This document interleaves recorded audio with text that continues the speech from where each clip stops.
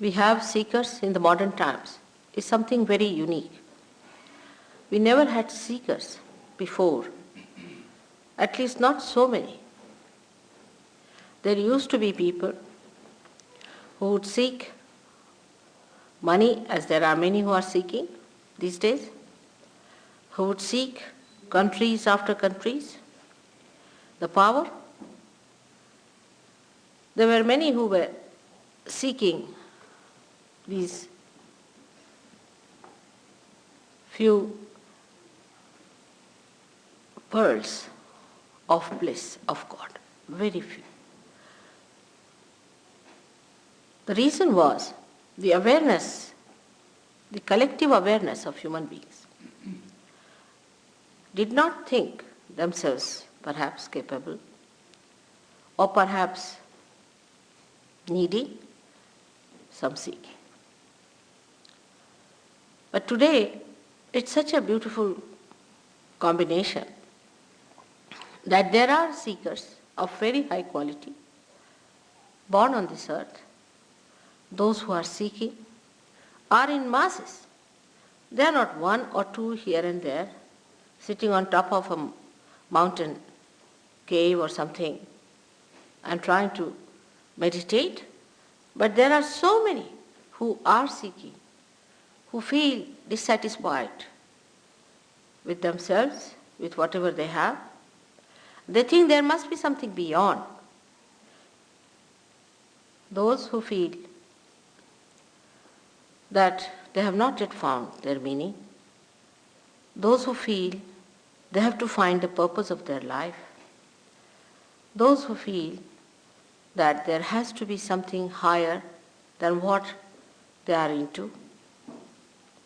All such people are seekers not of today, but of thousands of years.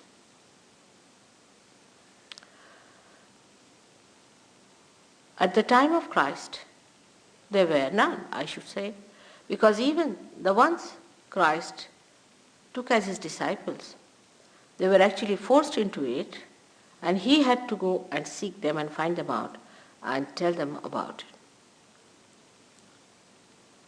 So we have to say that these are very important times in the history of creation where there are so many seekers. But the problem with the seekers today is this, that they don't know what they are seeking. They have no idea as to what to seek, how to seek, what to expect. It's an unknown area they are entering into. It's very unknown to them. And this unknown area which they are seeking is now represented by so many people. Everyone says, I am the one who will deliver the goods. Another one says, I am the one who can do it. Naturally, confusion is created. As it is, modern times are the times of confusion, great confusion. And when such a confusion comes in, then only we find out a great solution also, a permanent solution to solve the problem once for all. There has been never such confusion in the minds of human beings as it is today, as to the right or wrong. Never so much. Whatever was said, this was not good, they would do, knowingly that they are doing wrong. If they were good people, they would say, all right, this is good, we'll do the good. But everybody knew that this was wrong or right. They may do it. But today, no one knows what is wrong and what is right. Apart from wrong and right, it's much beyond that. You have to know yourself. Because this awareness is within us that we do not know ourselves. We do not know the absolute. We live in a relative world. Of this, everybody seems to be conscious, maybe in the subconscious or maybe in the unconscious. But definitely there's a feeling in every one of us that we do not know. And it's a very honest feeling. It's a very sublime feeling that we have to know something more. Now when we say the word know, we think as if I would say, I don't know about Derbyshire, I've never been there. Now this means what? I don't know about Derbyshire. I mean, what don't I know about Derbyshire? I can read it in the books. I can find out. I can know all the history of Derbyshire. I can find out who are the people who were making beautiful porcelain here. I can find out all about their history. Everything I can read about it. Still, why should I say I don't know anything about Derbyshire? Because I have not been to Derbyshire before. I have not been to Derby. I have not been to this area. I have not seen this place. I have not visited it. I have had no experience of this place, so I don't know about it. This is exactly what is the situation. The situation is that we do not know about the divine. We have read about it. We have heard about it. So many people have written about it. Once they know there's an inquiry about it, they come out with books. Books after books, thousands of books they have written. How many of them are true and how many of them are untrue? It is impossible to find out because we do not actually know. Supposing somebody says that Duke of Bedford was born in Derbyshire. All right. How will I know? I would not know till I meet somebody who is really belonging to that place, who knows about it. In the same way, the knowledge that we have also about divine is very confusing. But this is not knowledge. This is never the knowledge. The idea of knowledge comes to us as if it is a kind of an answer to our inquiries which is rational, which we can understand intelligently through our intelligence. But now this area is beyond intelligence, beyond rationality. Beyond all that is limited is the unlimited area. All such unlimited areas can be only known by experience of your awareness. Now this one should understand is a very delicate thing, how to know something, an experience of our awareness. Not an experience, you suddenly see a light, so it's an experience. I mean, you can always see a light. It's so great. The people feel about it that they have seen some light suddenly sparking before them. Nothing so great. There could be some areas from there a sparking can come and maybe it is of no use to you, but just you might feel that you have experienced. So one must know that seeing is not experiencing. For example, a dog sees this instrument. But what does he know about it? He sees it.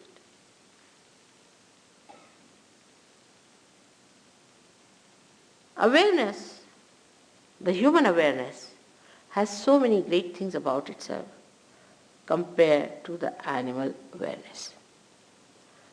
For example, we can say the awareness of beauty, animals don't have.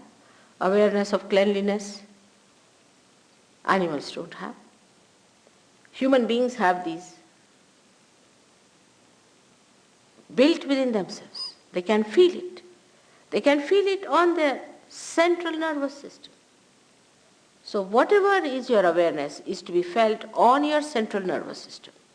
It's not just an imaginary thing or an intellectual discussion. Yes, I know, I don't. Not that way. The knowledge should come to you through your feelings. Like, I can feel this is hot or cold. But a stone will not feel anything. In the same way, the feeling has to come through your central nervous system. That means your awareness itself has to be charged. It has to get a new dimension. Your awareness itself has to get a new dimension. All other experiences has no meaning whatsoever in evolution, if you see. In evolutionary process, it is the awareness that improves, receives better and better dimensions. And these dimensions have reached its maximum at the time when you become a human being, where your awareness is just ready to receive the awareness of the universal being, of the collective being, so that you become the collective being. Now I would like to tell you about this within ourselves, how we are placed. For every practical purposes, you should not take me for granted. But you should not also deny what I tell you. It's like entering into a new university. We listen to the professor. and we try to follow him. Supposing he propounds a hypothesis before you, then you just start judging it. Work it out. If it is true, then you call it a law. In the same way, we should enter into this new understanding by first seeing it, not denying it. Then if it is true, then we have to believe it. There should be no blind faith about Sahaja. Blind faith does not help at all. Neither there should be a denial. And with that cheerful attitude, if you just listen to me as a hypothesis, whatever I'm telling you, you need not accept it as truth just now. But then the time has come for me to prove the truth to you. And the truth can be proved to you. Time has come to prove the existence of God. To prove. Not prove that I give you a big lecture or take you to courts or some sort of a thing like that. But how am I going to prove it? On your awareness. It is going to be absolute experience of your awareness that you are going to feel God Almighty. Time has come to prove the scriptures, all the scriptures.